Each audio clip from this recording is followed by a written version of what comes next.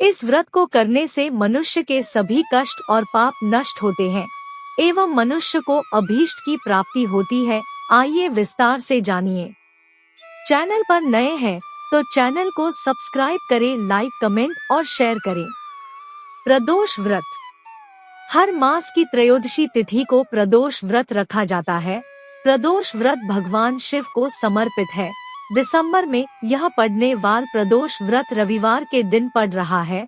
दोनों प्रदोष व्रत रविवार को होने के कारण रवि प्रदोष व्रत होंगे। रवि प्रदोष व्रत आरोग्य और सौभाग्य लाने वाला होता है।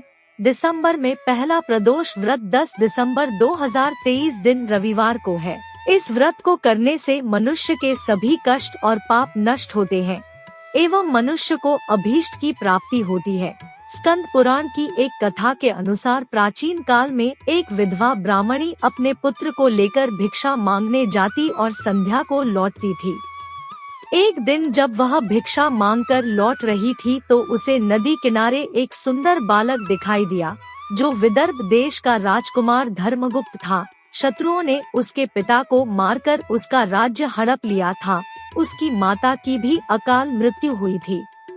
ब्राह्मणी ने उस बालक को अपना लिया और उसका पालन पोषण करने लगी। कुछ समय पश्चात ब्राह्मणी दोनों बालकों के साथ देवयोग से देव मंदिर गई। वहां उनकी भेंट ऋषि शांडिल्य से हुई।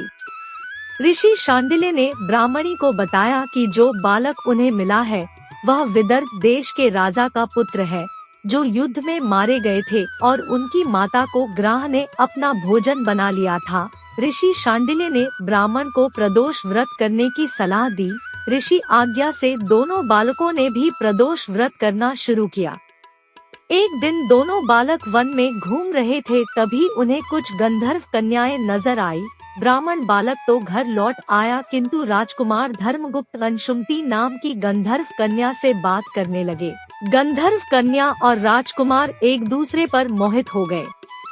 कन्या ने विवाह के लिए राजकुमार को अपने पिता से मिलने के लिए बुलाया।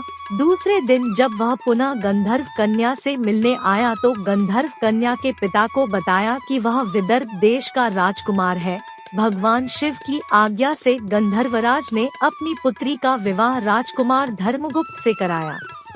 इसके बाद राजकुमार धर्मगुप्त ने गंधर्व सेना की सहायता से विदर्भ देश पर पूर्ण आधिपत्य प्राप्त किया। यह सब ब्राह्मणी और राजकुमार धर्मगुप्त के प्रदोष व्रत करने का फल था।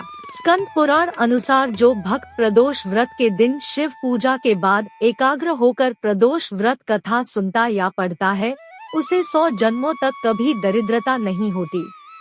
प्रदोष व्रत महत्व। हिंदू धर्म के अनुसार प्रदोष व्रत कलयुग में अति मंगलकारी और शिव कृपा प्रदान करने वाला होता है। प्रत्येक माह की त्रयोदशी तिथि में सायंकाल को प्रदोष काल कहा जाता है। मान्यता है कि प्रदोष के समय महादेव कैलाश पर्वत के रजत भवन में इस समय नृत्य करते हैं और देवता उनके गुणों का स्तवन करते हैं। शिवजी को प्रदोष श्रावण मास तथा महाशिवरात्रि की तरह ही प्रिय है। प्रदोष व्रत को हिंदू धर्म में बहुत शुभ और महत्वपूर्ण माना जाता है। पुराणों के अनुसार एक प्रदोष व्रत करने का फल 100 गायों के दान जितना होता है। इस व्रत को करने से मनुष्य के संपूर्ण पापों का नाश होता है और मृत्यु के बाद उसे मोक्ष की प्राप्ति होती है। सुहागिनों द्वारा इस व्रत के करने से उनका अखंड सुहाग बना रहता है। प्रदोष व्रत की पूजा हमेशा प्रदोष काल यानी संध्या समय में की जाती है। सप्ताह के 7 दिन के प्रदोष व्रत का अपना विशेष महत्व है। प्रदोष व्रत पूजन विधि।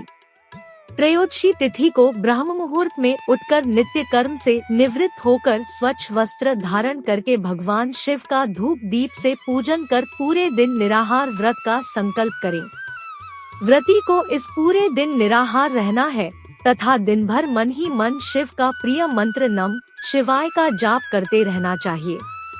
प्रदोषो रजनीमुखम के अनुसार सायंकाल के बाद और रात्रि आने के पूर्व दोनों के बीच का जो समय है उसे प्रदोष कहते हैं। व्रत करने वाले को उसी समय भगवान शंकर का पूजन करना चाहिए।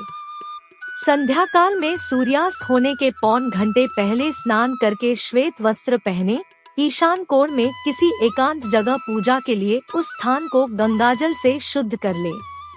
अब धूप दीप नैवेद्य और पुष्प से शिव पार्वती की विधिवत पूजा अर्चना करें। तत्पश्चात प्रदोष व्रत कथा सुने अथवा सुनाएं और अंत में भगवान शिव की आरती करें। प्रदोष काल में जलाएं 1-32 अथवा 100 घी के दीपक अवश्य जलाएं। अगर यह वीडियो आपको अच्छा लगा तो कमेंट बॉक्स में अपनी राय जरूर लिखें। वीडियो देखने के लिए धन्यवाद। अपना और अपने परिवार का ख्याल रखें।